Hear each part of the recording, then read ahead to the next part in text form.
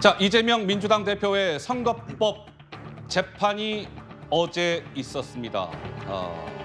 8번째 재판이었습니다. 이재명 대표 어제도 출석을 했는데요. 기자들이 늘상 이 대표가 법정에 출석할 때 이런저런 질문을 던지죠. 어제는 이재명 대표 어떤 반응을 보였을까요? 잠깐 보시죠.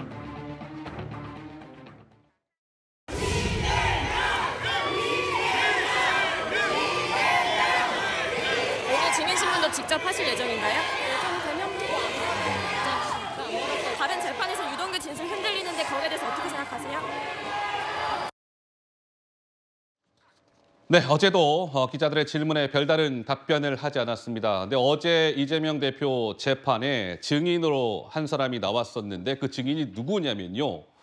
전 성남시 공무원이었어요. 지금은 이제 퇴직을 했고. 근데 이분이 2015년 왜 1월에 이재명 대표가 고 김문기 씨 등등과 함께 호주, 뉴질랜드로 9박 11일 출장을 떠나지 않습니까? 그 출장 계획을 세웠던 분이 어제 이재명 대표의 재판에 증인으로 출석을 한 겁니다. 거기에서 이렇게 증언했습니다. 보시죠. 출장 한 달 전에 출장자 명단이 성남도시개발공사 이모 씨에서 김문기로 바뀌었다. 이 검찰 측이 물어본 거예요, 이 공무원한테. 그러면 출장 명단을 다시 받은 것은 누구 지시에 의한 것입니까? 그러자 이 증인 답하길 정진상 당시 성남시 정책비서관의 지시를 받아서 그렇게 처리했습니다. 김문기 씨로 출장자가 바뀐 사실을 이재명 당시 성남시장에게 별도 내가 직접 보고한 것으로 알고 있습니다. 이렇게 증언한 것이죠. 그런데 한번 보시죠. 어제 퇴직한 성남시 공무원과 유동규 씨의 증언이 좀 일치합니다. 우연의 일치일까요? 유동규 씨도 일전에 이렇게 얘기한 바가 있었죠. 지난 4월 재판에서 증인으로 나와서 정진상이 친한 사람 데려오라고 해서 그 지시에 김문기가 호주 출장에 동행한 것이다. 어제 공무원과 유동규 씨의 주장이 비슷합니다.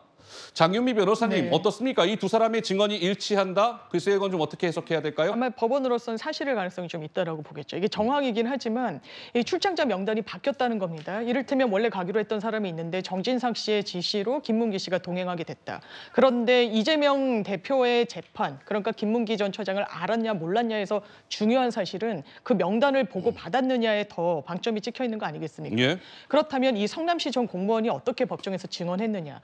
보고를 했다라고 한 게 아닙니다. 보고를 한 것으로 기억한다. 예. 변호인이 반대 신문을 하죠. 이게 탄핵을 위해서.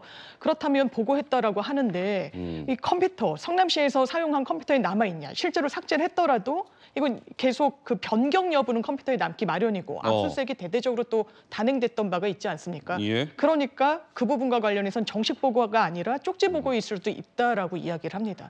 그러면 이 기억이 굉장히 뚜렷하다고 법원에 재판부에 인상을 주긴 좀 어렵고요. 이 만약에 보고를 받았다고 하더라도 또 한 차례 더 그 이재명 대표가 알았는지 몰랐는지의 이 혐의 사실, 공소 사실을 정확하게 입증할 증언으로는 조금 부족한 측면이 있는 것 같습니다. 그런데 이제 이재명 대표의 선거법 재판이 제가 어제 재판이 8번째 재판이다 이런 말씀을 드렸습니다. 근데 최근에 피고인 이재명 대표의 특징이 하나 있습니다. 그게 무엇이냐면 증인으로 나온 사람들에게 이재명 대표가 직접 질문을 던지는 거예요.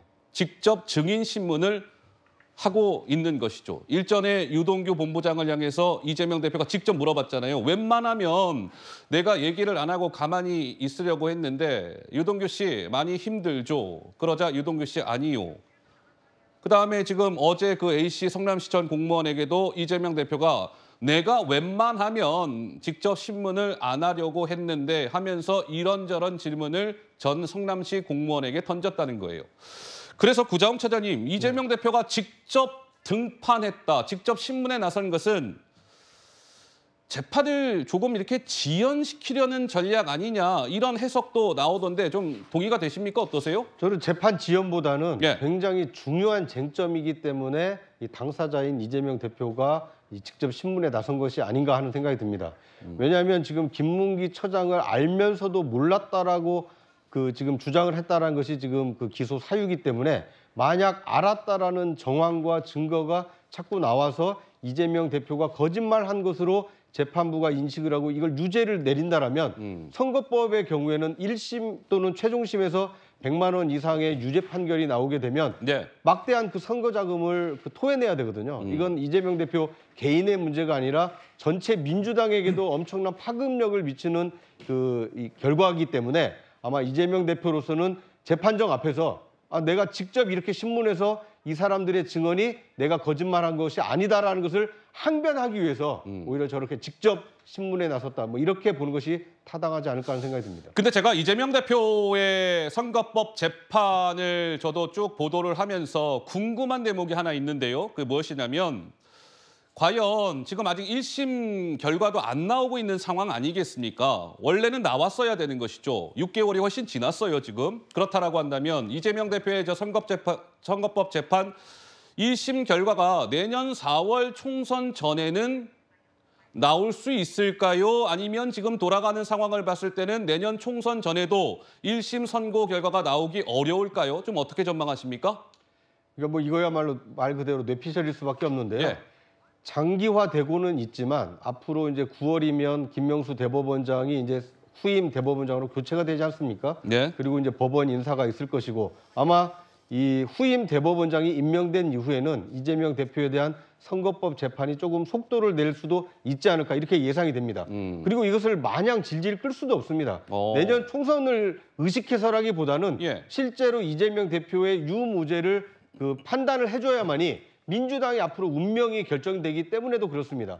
이재명 대표가 만약 유죄로 인정을 받는다면 민주당도 400억이 넘는 선거 자금을 토해내야 되기 때문에 예. 민주당이 존속할 수 있느냐의 이 문제에 봉착할 수 있기 때문에 법원으로서는 유무죄를 총선 전에 좀 결론을 내려주지 않을까 뭐 이렇게 예상을 해봅니다. 알겠습니다. 지켜보도록 하겠습니다.